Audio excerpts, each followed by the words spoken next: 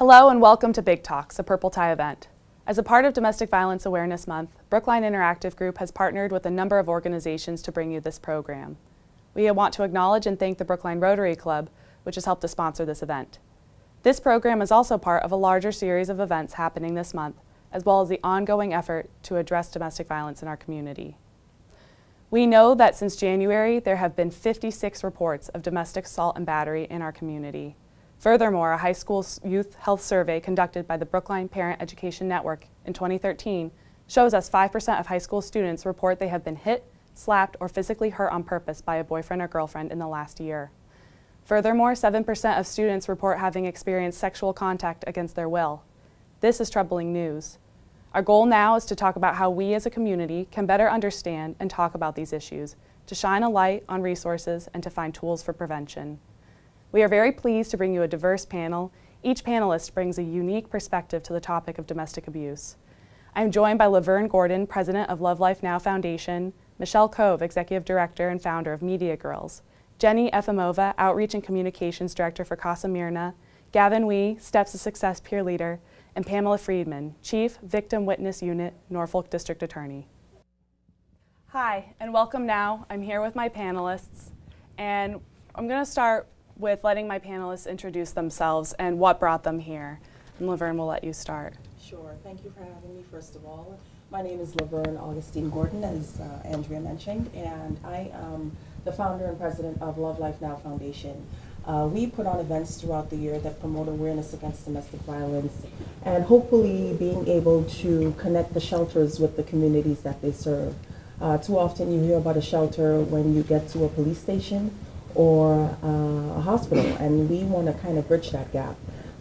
Essentially, I am a child witness to domestic violence. I grew up on the island of Trinidad, and I live with my parents and 4 other siblings. My father, back in the 80s, which is when I knew myself, beat my mother brutally, with things like machetes and beer bottles he would stab her with. So I was no stranger to the issue growing up. And I'd always told myself I would never be my mother. I would never be the weak person. I would never fall into a relationship such as that. But at the age of 21, I met a man who was much older than me, and we started dating. It was my first serious relationship. And he beat me. And the first time he slapped me, I said, this is it, never gonna be me. Essentially, I did take him back after the first apology, and that started a 2-year relationship of abuse. I got to my breaking point, thankfully, and got out of that relationship. The last night he beat me so bad that I took myself to the hospital because I felt like something had been broken inside of me. Thankfully, it was only a contusion, but I got out with my life. And all these years later, I wanted to do something that helped folks that were like me in the same position, that probably thought, oh, I'd be victim shamed if I came out and told people that I was going through such an issue, so that people wouldn't look at others and say, you're too smart, why are you even in this relationship? And that's one of the reasons that Love Life Now was started, is so that others could be in the know about shelters and resources and help available to them, and try to disband the myths about domestic violence altogether. So that's why I'm here, and I'm so humbled to be on the panel with the rest of the fine group here. So thank you for having me. Michelle. So I'm Michelle Cove, and I'm the Executive Director of Media Girls, which is a nonprofit organization that I piloted here at Big this summer. And I'm now teaching still at Big and also at the first low-income Boston Public School, which I plan to scale. And what we do is it's after-school programming that's geared to middle school girls.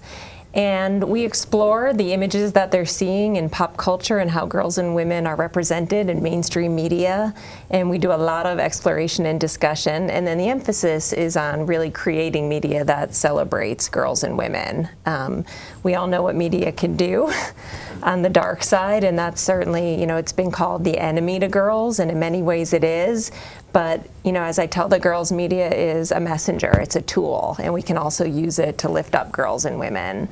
And I think where I come into this discussion is that a lot of the program is really around building up girls' sense of self-worth, and that is the best way I know of to arm girls against this. And, you know, as we know and all research shows, you know, middle school, those are the years when girls start really tanking in their confidence. And so this is a way to really explore, who are you, what's your identity, what really matters in a world where beauty and the idea of beauty is getting hammered into them. And if you're not hot enough, and if you're not cool enough, and if you're not sexy enough, you're not enough.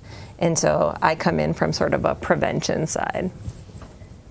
Jenny. Thank you so much. My name is Jenny Efimova, and I work for Casa Mirna, which is a Boston provider of domestic violence services to survivors and their children.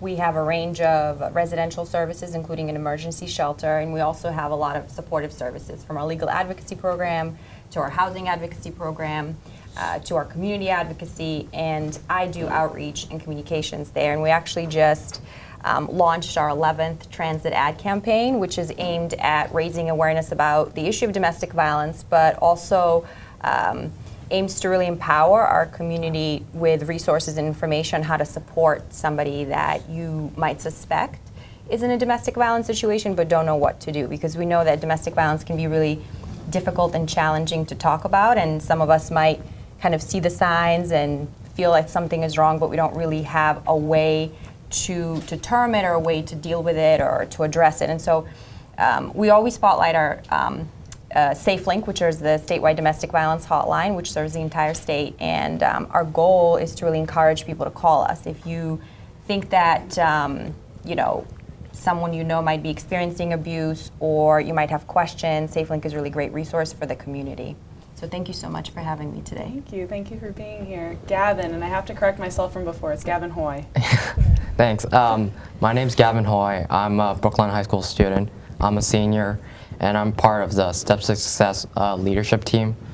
And I've just recently really understand what domestic violence is, because I really didn't think much of domestic violence because there wasn't like really any promotion of like domestic violence awareness in BHS until like last year, where the first week of domestic violence awareness was started at BHS, thanks to my advisor, Melissa O'Brien at Steps to Success.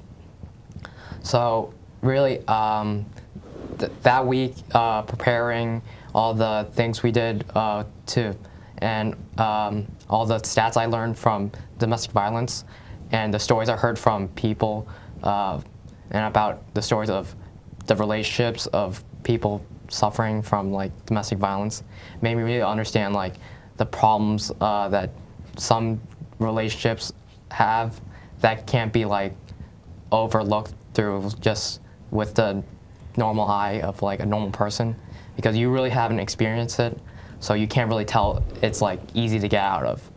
And for me, I still don't understand like the troubles that people in domestic violence relationships have, and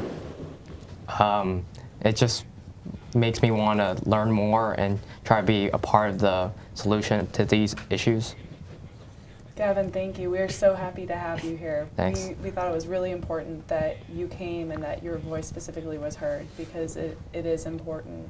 And as you said, there's a lot to learn and it's hard to understand. And that's great. Pamela. I think your presence here, Gavin, shows your commitment. Absolutely. Absolutely. For sure. Good evening. I'm Pam Friedman, and I am the director of the Victim Witness Unit at District Attorney Morrissey's office. We're the Norfolk District Attorney's Office, and we are the prosecuting agency for Brookline. Even though Brookline isn't contiguous to the rest of Norfolk County, Brookline is a part of Norfolk County, and our county seat is in Dedham. So just by way of background, I am a social worker by trade, and I have been a victim witness advocate for over 30 years. I started very young. So the primary work of victim witness advocates is to assist victims and witnesses to crime in their unanticipated journey in the criminal justice system. And I'll talk a little bit about the services we offer later, but our primary goal is to help victims and witnesses have a meaningful experience within the criminal justice system, and also for us to do everything we can as advocates to ensure that the criminal justice system doesn't become a second injury. Thank you. Thank you all for being here, and I hope, as you can see, that we have a lot of different knowledge, resources, and experience, but it's important because there's so many facets to this. So there's been a lot of discussion about this topic. October is Domestic Violence Awareness Month, but there's also been a lot of recent media news. Everyone hears Ray Rice. That brings up a lot of other media sort of coverage and awareness of the topic, but I think it's still important to have the conversation as a community. And so given that heightened awareness, now that it's coming up in conversation maybe with our family, friends, what tips can you guys bring to that conversation? How can we have a dialogue that's constructive and supportive? And so what would you bring to that conversation? So Laverne, if we can start with you. Sure. Putting you on the spot Sure, first. no. I mean, essentially, continued conversation is obviously helpful, and not being afraid to touch on what has been known for a lifetime, such a taboo subject. I think discussions within our homes, I think getting out and having families and friends take part in awareness programs, such as the ones that Love Life Now puts on. Being able to be a part of and plug into what's going on in your community as far as domestic violence awareness goes, I think is a great start. And again, not being afraid to keep the discussion going. I feel like even on our Facebook page, so we have a Facebook page that we man on a daily basis, and we have over 1,000 friends. If an issue or something in the media comes up, you'll find where maybe 30 or 40 people jump on and kind of get in the discussion, and then it dies down. And I feel like that's what part of the problem is that people aren't willing to publicly acknowledge that this is a real issue. So again, just continued discussion in our communities, I think, is really helpful, and at home. Not being afraid to talk about it with your family members. Mm-hmm. Great. And Michelle, I'm not sure if this conversation comes up with your media girls as overtly, but I know you guys are looking at media a lot, mm-hmm. So it must be hard sometimes to bring it up and go, okay, let's talk about this. So how do you approach that with your girls? Yeah, so I think it has to start much earlier than people think it has to start. So even when my daughter was 7 years old, she's now 10, and she was watching Disney Tales, I mean, I started right away. What is this relationship with the prince? What do you think of it? How can you tell one prince from the other prince? What do you think of how the princess reacted? And it has to start early, and it has to start without judgment, because we all know if we go into our kids with, this is what I want you to know, and I have an agenda, there's an immediate which I still have with my parents. And so the best way to approach it, I think, is really with questions, and it has to come from letting them explore and letting them say what they think. And often if you do that, they will come back and say, what do you think? But you have to give them the space to do that and start early. And I think that, that's certainly what we do in Media Girls, is we have a lot of discussions where they practice articulating what they're seeing in the media, slowing things down. And the more we can sort of let them problem solve, I think at an early age, of letting them figure out, how they felt about a relationship, we're there to guide and coach, but to let them practice their problem solving skills so that they have some confidence in that. This whole myth of girls just know how to do relationships, these are skill sets that have to be learned. I absolutely agree with Michelle as far as needing to start early. I think when we have sort of a high-profile case happen, it's usually a case of physical violence, and we often associate domestic violence with physical violence, which is certainly accurate, but at the same time, it's also important to focus on all of those other forms of abuse that are happening. And I think when we're looking at it from the community standpoint, we can all come together around the fact that, you know, physical violence isn't okay, but we also need to come together around the idea of equality in relationships, right, and equity, and being mindful and thoughtful about what relationships are like and what the dynamics are, because I think that that's really where it begins, and it certainly begins, you know, really young.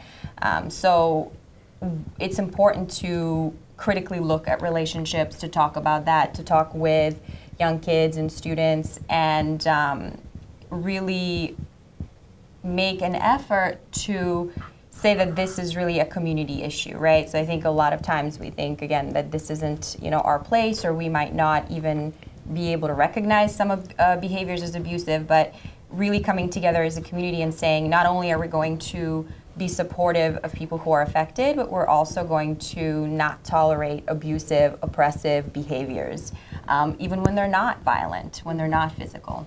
Yeah, and a quick follow-up to that. When you approach the conversation perhaps more with a peer rather than with talking with a daughter or a young person, and that's that supporting that idea of, you know, this doesn't look like a healthy relationship. What, you know, sort of maybe tip or example can you give on how to approach that conversation if you're concerned?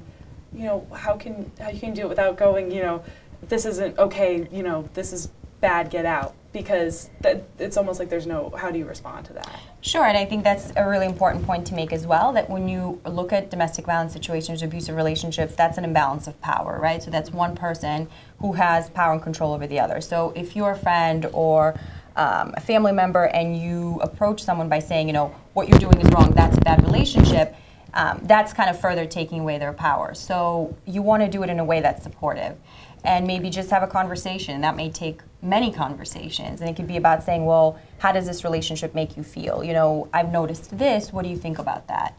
And really make it about it being a conversation. I know that could be challenging, but it takes time, you know, and I think survivors are often very isolated as a result of the abuse. And so one of our, you know, biggest efforts is to break that isolation. So when we're trying to support a friend or a loved one, we want to make sure that they know that we're there and that we don't judge them.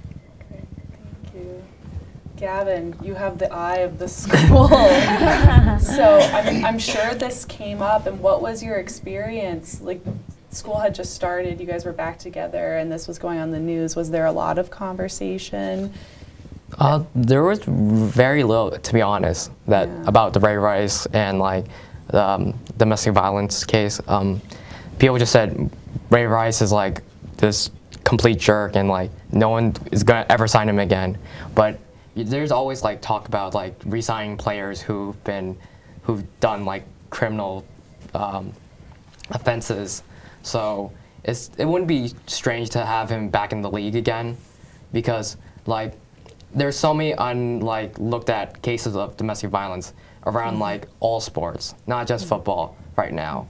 And just because he was a big name player, that's why there was so much media attention about it. If he was a small like free agent or like undrafted player, there'd be nothing discussed about him beating his girlfriend or wife or any of that. It would just be just that another case, and we'd just still be like thinking, oh, football's this great sport and all these people are awesome, like I'm gonna be just like them in like the future. So right. So as a follow-up to that, so you, as you were saying, you know, you've gotten a lot of exposure to it and are thinking about it. So for you, do you find it hard to talk with your peers, or if it comes up, how do you approach it? Or do you not? I mean, that's okay too, and why not? To be honest, it's really hard to really talk to your friends about like their relationship, because you want to be the person who's dictating what they should be doing, because it's their relationship and they should have the control over what they do. So when I talk to some of my friends who've had this rough night with their boyfriend or girlfriend, they usually say like, oh, I don't know what to do, I should dump him, or like, and they do it like think about it really quickly and then like say, no, I'm not gonna dump him, or he's a good person to me. So it's really hard to say you should think about this more and like not think so quickly about changing your mind constantly, because changing your mind constantly shows that you really don't have like the power to decide like what you want, to be honest. If you really care, I guess you would just tell them, just support them in like whatever decision they make, to be honest. If they really do care about that person they love, they would try to make it work. But if it really doesn't work out, you can tell by like the end result of like a breakup, but it never goes to that extreme where, in my case, where there's like violence and like someone's getting hurt like physically, just Right. a lot of emotional. But there's a lot of questions, Yeah. right, about sort of what behavior is okay, how do you talk to each other about that, but also be supportive. Yeah. And also, like, the parents are really never involved, to be honest, because in relationships, you never want your parents to know about, like, I'm doing this with my boyfriend or I'm doing this with my girlfriend. And If it's okay for me to jump in, I want to add to what he's saying, because we've been invited to do some workshops over the past year with teens, and I've been paired with a psychologist to do workshops on teen dating violence. And it's funny because when you talk to teenagers, again, you start out and nobody wants to fess up that they may be in a DV relationship. And as the conversation goes on, you'll see the hands raise, and a person might say, well, what if a girlfriend of mine is experiencing this? Oh, well, what if a guy friend of mine is doing this? And more often than not, they're talking about themselves, but they don't want to out it. And again, their parents are not, I shouldn't say equipped, but versed, like Jenny said, on this topic to kind of delve in as to how to help them. A lot of the times, they don't know where to begin, and it's a tough conversation. And even on the flip side, parents are coming from domestic violence relationships themselves, child witnesses to it. That was their norm, So, how do you then translate that to then be a parent and help? Right. It's a very tough line in reality to approach, and it's happening more often than not. Right, and I mean, I think that's a great point you make, because we can have this discussion here and this is theory, but then when you're actually there having the conversation, it's different and it is a lot harder. But that's why we really wanted to bring this panel together. It's just the more tools, the more sort of empowered we feel to have those conversations and hear it over and over. I hope that helps. Yes. Yeah. So I wanted to that was a great segue to kind of the last piece that we really wanted to focus on, and what are your suggestions and tips for that conversation? And I wanted to start with you, Gavin, just to continue on your point. So, and you kind of already said this, but what has been most effective for you, but what do you want to see more of? And what helps you? What do you want to see for your peers? I think it's very hard for peers to really talk to each other about relationships, because it's their private life. It's private. You don't want to tell anyone about it. And for parents, I think it's really hard, because if you're really close with your child, sometimes they want to get some space and not talk about like really deep things or really personal things. And if you're really detached from your child, you really can't really talk to them at all, because you're detached and you don't have that really good relationship to talk about serious things. And you're just parent, kid, student, and you're like, probably most personal thing you'll do is sign off like a waiver for something they have to do. And I feel like parents have such a hard choice of like doing a good parenting style where it's both like equally personal, but also detached enough that they would be willing to open up anything they would say. And finding that would be one of the biggest things that would help like parents understand like, oh, I understand my kid now, and I think that's going to be really difficult. And for other students talking to people with those type of relationships, we have to be not judgmental at all, because if we judge them, then they're going to push back and not talk anymore and they'll just stay quiet. So we always have to be like open arms and try to say, no matter what you have, we're not going to judge you. No matter what you do, we're not going to say that you did the wrong thing or the right thing for doing that. If we try to put our 2 cents to everything, then they'll try to think, oh, this is not my thing anymore. This is their thing, and they have no like choice on what they're doing. Create a supportive environment with your peers and encourage each other to do so. That's great. Pamela, I wanted to jump back to you because you had mentioned you wanted to share the resources that you guys have for folks. I wanted to give you the opportunity to share kind of in that same vein what we can do and how can we get help. I think first off I want to say that Brookline has a rich history of embracing difficult topics, and as long as I have been in the office, there have been committed professionals who have dedicated their time both in the community and within law enforcement to create a really strong movement. And I think it's evidenced here tonight because there are many diverse community service providers here. We need a movement to combat domestic violence and sexual violence. And I think that if you have concerns, you need to tap into the resources that are here. These are professionals who have strong experience in helping victims of domestic violence and sexual violence access resources. So for us in the District Attorney's Office, there are victim witness advocates in all of the district courts throughout Norfolk County. So there's a full-time victim witness advocate who works in Brookline District Court. Her role is to help victims whose partners are being prosecuted in the criminal session.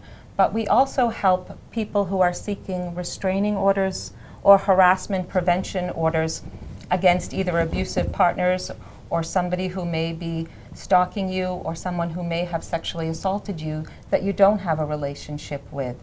And our role is to help people complete their paperwork and navigate through the court system and then accompany people when they appear before a judge seeking a restraining order. But our more important role is to help victims to assess their safety. And part of our role as advocates is to collaborate with victims and also with our law enforcement providers to look at people's safety and look at ways that we can assess the level of danger that they may be in, and also look at ways that we can enhance their safety. So the most important piece that we do, and we do it in a wonderful relationship with Brookline Police, is to do safety planning. Great, thank you. I'm going to kick it back over to you, Jenny. And from your work at Casa Mirna and in general, what will help us be successful beyond just talking? What else can we do, or what do you suggest for us? Well, first I think we have to create an environment in which survivors feel supported, where they're not blamed, where they're believed, where they're listened to. I firmly know from experience in this work that survivors will tell us what they need, and if we listen to them, that will really help inform the work that we do. So I think that's a community piece where we have to sort of dispel that shame and stigma that comes along with domestic violence and abusive relationships, and create an environment where survivors are supported, because often systems aren't very supportive, and socially we might not be very supportive, and I think that that's a lot of impediments for someone to leaving an abusive relationship. And then I think it's also about talking honestly about what abuse really looks like and where it comes from and what those dynamics are and how those dynamics play out in all kinds of relationships, right? So it's all very connected. Making resources accessible is key. Obviously, SafeLink, our statewide domestic violence hotline, is an important resource. But all of us talking about it, honestly talking about it, and really creating an environment where survivors feel that they can share, that they can talk about it, where they won't be judged, where we don't have so much victim blaming as we do. So, great, thank you. Michelle, we've talked about this. I know one of the key features of your program is that girls create media and enter the conversation. And so I'm wondering, from that perspective, when they're creating their media, what guidance do you give them in terms of entering conversations, whether or not it enters in this topic, but on focusing on women in the media? How can we be empowering and supportive? Yeah, I think that media happens so fast, the images. I mean, for all of us, and especially if you're young, and the average teen girl right now and teen boy is consuming 8 to 10 hours of media a day. And so really, it's a lot of media that I see my job, and I hope everyone sees their job, is just to slow it down, and we've talked about the fact that you don't want to insult their culture. This is their culture, media, right? So to go at it and like swing bats and talk about how horrible it is, it doesn't do anyone, it's not going anywhere. But what we can do is slow time down and dive into it and ask them, what are you seeing? What are the images? What do you make of that? What do you wish you saw? I was watching even a Nickelodeon show with my daughter, and one of the girls was dumbing herself way down for a boy. And I was like, I can't believe this is still a theme on a show, like all these years later. Right. And I said, why do you think she's doing that? Because I think she's smarter than that. And it opened up a really good conversation. And so we just have to remember how much they're taking in. And again, without saying, what a stupid show, or I can't believe it, to really just ask questions and get them to start thinking what's underneath this. Great. Laverne, what do you have for us? I mean, I'll say this. I am a firm believer of meeting folks where they're at. So if it means, and it's part of what we do, is getting into the barbershops, talking to the men there, providing resources there, getting into the salons where women do their hair, getting into the health fairs at schools, so you can, just meeting folks where they're at, because more often than not, and we've heard it all before, domestic violence is a silent killer, and nobody's willing to speak up on this issue. On the real, nobody's willing to speak up.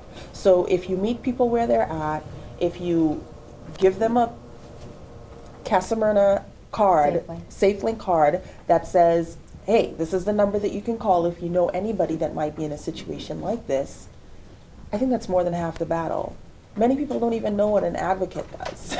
You talk about advocates, who's that? What can they help me do, I think, just going to libraries, just all these places where folks end up at, and kind of just placing the information there, or just having workshops in those scenarios would definitely help.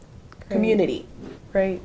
Thank you all so much for coming here, and it's really interesting to hear from you all. As I said before, you bring something so different and unique and special to the conversation, and I hope that this is just a beginning for us, and that this is an opportunity to explore what's next, address our comfort level with the conversation, and continue those themes and see where this leads us. So I'm so appreciative for you and for everyone here tonight. Thank you for coming. And there's a lot of information that was presented here that you can follow up on. So if you're watching this after this event, while you're here, we have those resources. Those resources are available online, and I encourage you to follow up that way.